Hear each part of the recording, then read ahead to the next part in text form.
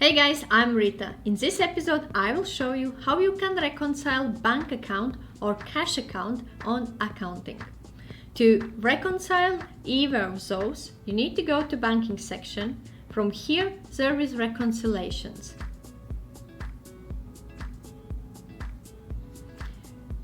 Add a new reconciliation.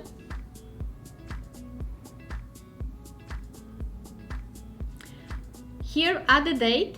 So my starting date was 1st of June and end date I need to select when this reconciliation finished. So I would say on 15 as today. Closing balance available as per my cash money box, so I will reconcile my cash account, is 4146.10. And I can select an account, and in this case I have cash. Okay? Click on transactions.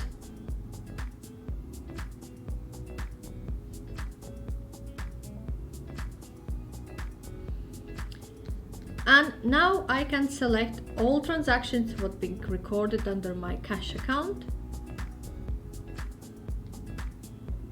And there is no difference. So for example, if this transaction has been not paid from my cash, then there would be a difference showing that there's £12.20, and that will need to be investigated. In my case, selecting all transactions relating to cash account, there is no difference and it matches. Click on reconcile.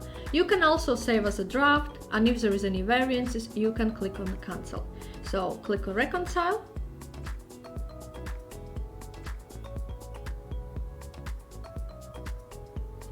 And now my cash account has been reconciled up to today, 15th of June. So I have 146.10, and when you click on accounts,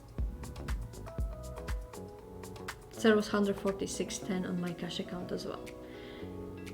So this is the way how you can reconcile either bank account or your cash account on accounting. But if you have any questions or require any further advice, feel free to reach out to me. Also, I have shared the links in the description section below to my accounting tutorial as well as my review of this accounting software. If you haven't seen it yet, check it out.